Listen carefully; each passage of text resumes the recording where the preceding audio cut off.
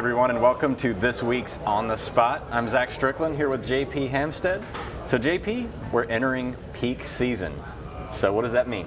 Right now, it doesn't mean a whole lot. I mean, we're seeing some encouraging kind of green shoots in the trucking markets especially, but I mean, we don't have volatility. We don't have volatility. What we've seen is sort of over the past month, sort of higher lows as that spot rate kind of the national average spot rate kind of bounces around. We've seen higher lows creeping up a little bit.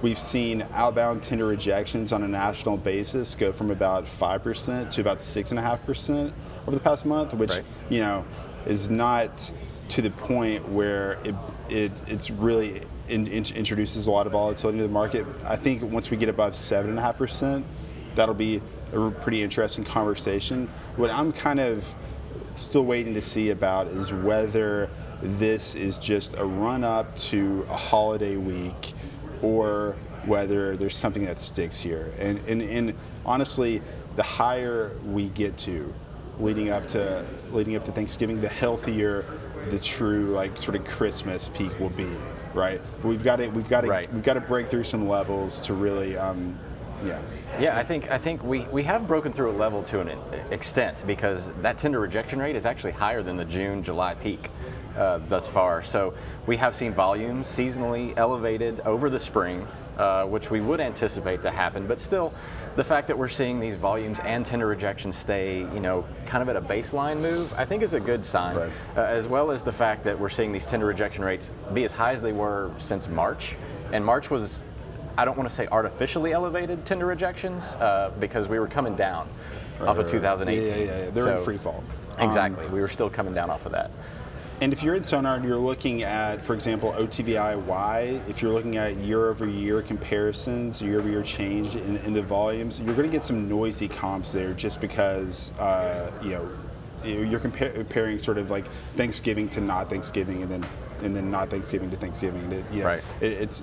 So I wouldn't focus too much on that. I would just look directionally at the absolute sort of volume, tender rejection numbers, see what price is going to do. I mean, I think on a lot of the big lanes, LA to Dallas is up, Chicago to Atlanta is up, and those are both like at fairly healthy levels. It's just the question is like, is it going to be enough to where capacity tightens, where market psychology shifts, and all of a sudden, everyone stampedes in the other direction? Yeah, it goes. I don't know.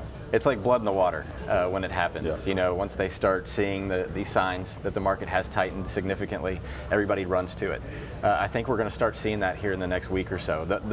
The thing about this year, like you mentioned, Thanksgiving is later in the month, but we're seeing these volumes and rejection rates go up a little bit sooner in terms of that cycle. Early. Yeah, so these are decent signs that we're going to have a decent peak season in relation to what the market has been overall this year in 2019. Now, I want to look ahead a little bit. Sure. Because Thanksgiving is what it is. Next week, you're going to have a lot of carriers go offline. They're keeping their route guides a little bit tighter in terms of who's going where, because the drivers are going to want to get home or wherever they need to be. That's not news.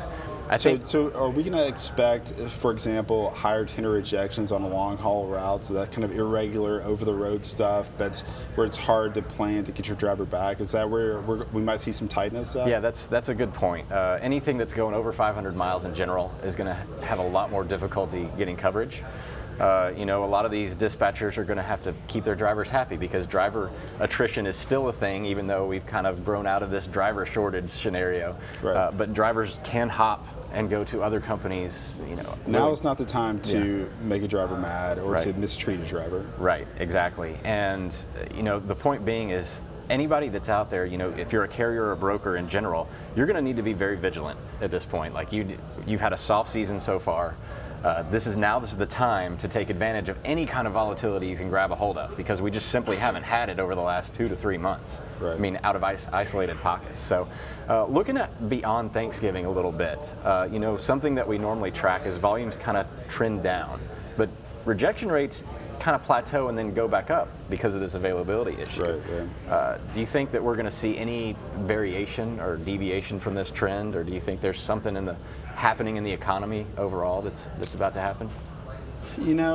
I think the consumer still remains strong. I mean, I think, one of the first sort of leading indicators of consumer sentiment is your home sales.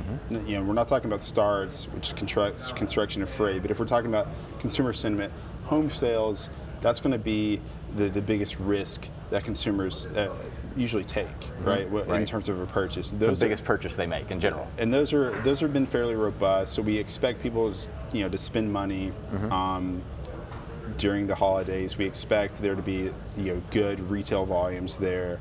Well, we also have seen increasing construction spending as well as housing starts have started to come back up a bit. That's true. We've had a very tight housing market over the past couple of months, which has made inventory levels, they've been contracting. So people are actually keeping their spending on houses still. Yeah, and hopefully that'll materialize kind of in the spring, right? Yeah. Spring. I think like late winter, actually, like February, March, is really the peak for the first sell. So if you think about housing, house sales sort of in the spring and then back to fall are the kind of or back to school are the kind of two peaks of sales. So the construction is sort of before that, and so February, March is when you see a lot of construction activity, when the ground is soft enough, and that's when people get impacted by weather and things like that. But we'll look for a big pickup in sort of flatbed if it's going to happen. It'll happen in February, March. Right. So I have some papers here next to me. Oh yeah. Yeah. So I think all of this information is vastly useful, especially for anybody that's looking forward to maybe a few weeks to a few months. But you also have started doing something inside of Sonar for specific users, right? So you've got these trucking market and intermodal market reports that you produce weekly. Tell us a little bit about what's in here. Yeah, so this isn't the official announcement, but we're doing this thing called FreightWaves Passport, which is essentially trying to do a lot more for our highly engaged community members. And so these are things like webinars, seminars, new research products, discounted event tickets, and even special sort of private exclusive events for Passport members, all kind of bundled into a subscription where it allows you to save a lot of money attending our events if you want to be a regular attendee, and you get all these other benefits. And so we started creating Passport research. We're doing weekly reports on trucking and intermodal. Eventually we'll also do maritime as well, emphasizing how those modes interact with each other, whether it's one's a leading indicator of another, whether one, in the case of intermodal and trucking, whether they compete with each other. And we're also doing special topics each week as well. So that's been really fun. Right now you can find it in Sonar under research.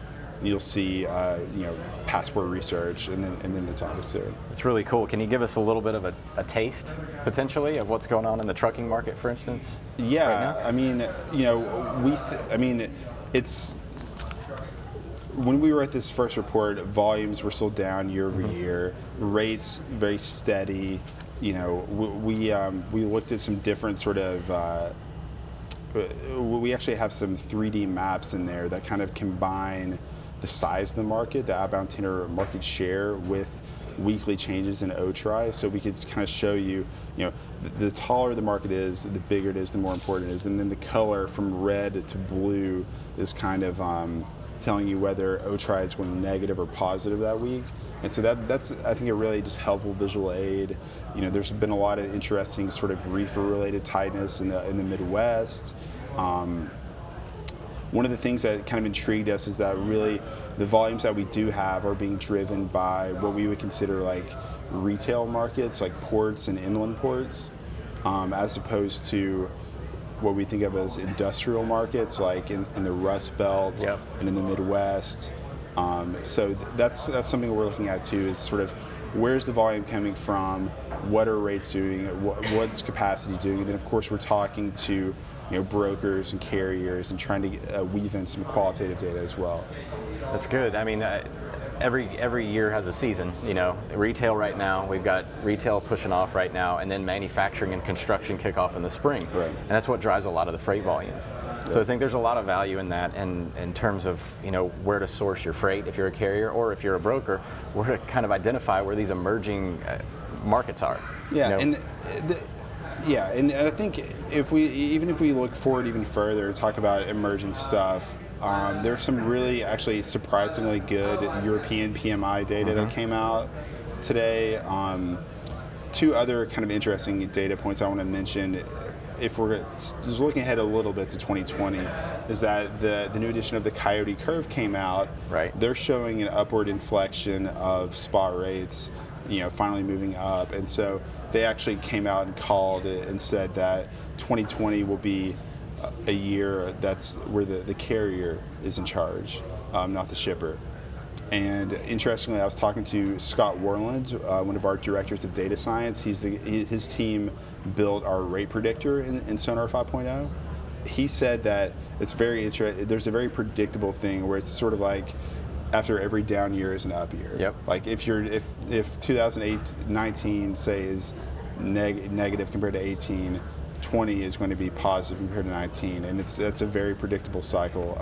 This is, I have said before that this is very reminiscent of 2016, where we had this, it wasn't necessarily a recessionary year, but we had this soft cycle. It sucked. Yeah. Like I remember when I first started here, Yeah. people talking about recent cycles. Yeah. Everyone said, yeah, 2016 sucked. Yeah, and nobody really, like, until I got here, I just thought it was me. I just thought it was me, and then we got a hold of all this data. You didn't suck. Yeah, I was like, maybe we sucked, and I was like, well, this makes sense because we actually suck, but actually the whole market sucked, and your customers are going to tell you, you know what, you're just not doing your job, except they're not telling you that they're sucking too. They just don't have the volume. So this is very reminiscent of that kind of soft cycle. Yeah, like a mid cycle, like a sectoral recession, kind of industrials. And if you look at the industrial production data, it's being led by things like metals and mining. It's being, I'm talking about negative trends. It's being led by metals, mining, machinery, automotive, timber and paper. A lot of things. You can see it pretty clearly in the rail data, actually. Yeah.